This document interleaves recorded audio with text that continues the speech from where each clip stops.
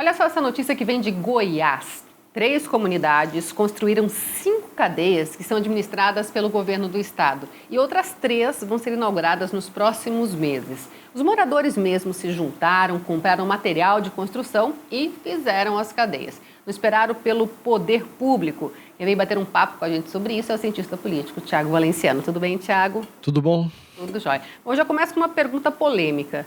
Claro que é muito legal a comunidade se juntar e resolver um problema. Mas isso não deveria ter sido feito com os dinheiros pagos, com o dinheiro pago pelos impostos? É uma boa pergunta, na verdade, essa daí é a pergunta de $1 milhão. É que vale uma nota essa pergunta, porque aí a gente vai envolver alguns modelos de entendimento do que as pessoas acham ou compreendem do que é a política. Mas antes de falar disso, eu estava lendo um estudo essa semana que tratava justamente desse tema. Até curioso comentar isso aqui no programa, porque um estudo que foi feito por um site chamado Impostômetro, que mede o tanto de impostos que o Brasil paga, que o brasileiro paga nos últimos anos e diariamente, por segundo, o site mede. E aí tem um estudo interessante lá falando o seguinte, que em 2015 eles fizeram uma avaliação mundial de 30 países do mundo em relação àqueles que dos serviços prestados em relação ao imposto que a gente paga. Então, foi feito um índice para medir qual que é o nível de satisfação das pessoas pagando imposto e tendo de volta o serviço prestado. Uhum. E aí o Brasil, dos 30 países, ficou em último lugar, é claro. Por que o Brasil ficou em último lugar? Porque a sensação que a gente paga os impostos e nada volta acaba se confirmando com esses estudos.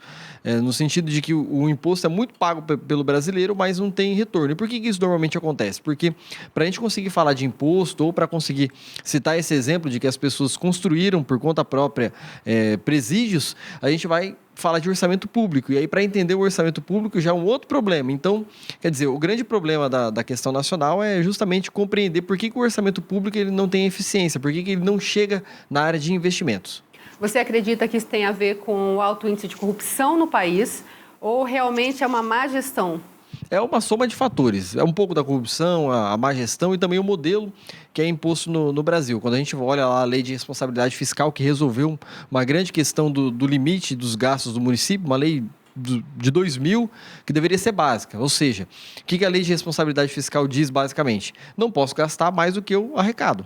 É o que a gente faz na nossa economia de casa, é aquilo que a gente tenta fazer no nosso dia a dia. E aí a lei de responsabilidade fiscal veio justamente trazer isso, de que o gestor público ele não pode gastar para além de X valor em relação ao limite de pessoal. Hoje a máquina pública do Brasil, estados como Rio Grande do Sul, Rio de Janeiro e outros do país comprometem quase 90% das receitas com salário de servidores, seja com aposentadoria ou com os ativos.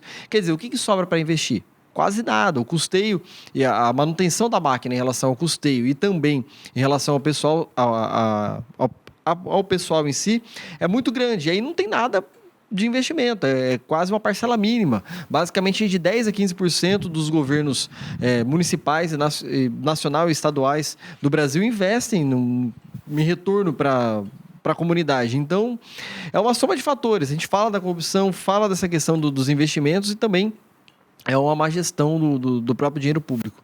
Agora, Tiago, do que a gente acompanhou um pouquinho, claro, bem pouquinho, né, dessas operações que foram feitas e tal, percebe-se que há muita, vou usar uma palavra aqui, maracutaia na hora de fazer um negócio com uma empresa que vai construir determinada coisa, ou seja, tem sempre muita gente ganhando um dinheiro acima do que deveria ser o dinheiro corretamente enviado para essas empresas. A gente tem observatórios que fazem análises, a gente tem portais de transparência, mas ainda é muito difícil a gente conseguir fazer com que a coisa ande no caminho certo, reto, justo, né? Ah, sim, melhorou muito essa questão de gestão fiscal e transparência no Brasil. Com a lei da transparência que é de 2011, ela veio justamente trazer isso para o setor público. Está na internet, é público, todos têm que cuidar, porque de fato é público, faz parte da comunidade. E essa lei melhorou muito a questão de transparência nacional. Maringá, é claro, está muito adiante em relação a isso, no Poder Executivo, Legislativo, Municipal, só que as demais cidades ainda precisam se familiarizar com esse tipo de situação. E aí a gente volta naquela sua pergunta, né?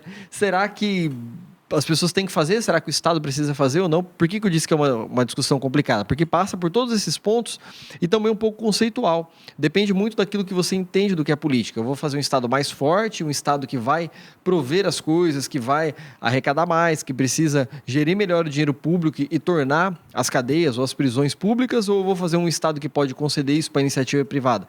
Depende do gosto do eleitor. E aí, de novo, a questão volta para o eleitor. Como é que ele vai escolher o seu candidato e qual que é o projeto que ele escolhe para o país? Uma coisa importante de lembrar é que o que é público não é que não é de ninguém, né? É de todo mundo. Exatamente, e é um dos problemas que a gente enfrenta no dia a dia. Volta e meia aparecem aqueles vídeos lá nas nossas redes sociais. Alunos destruindo sala de aula, pichadores destruindo o patrimônio público, gente quebrando o campo de futebol, destruindo vestiário, roubando fiação. Tudo isso vem da onde?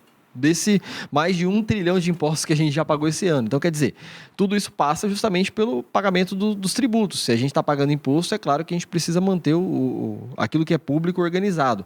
E não é porque não tem ninguém cuidando, não tem um guarda, uma câmera, que a gente vai acabar destruindo. E isso custa caro.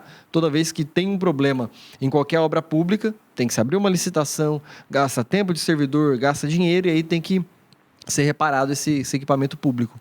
Tiago, dá para a gente dizer que quando as pessoas entram nas políticas públicas e realizam atitudes como essa, são pessoas que realmente estão preocupadas com a comunidade e agem de uma certa forma, de forma coerente.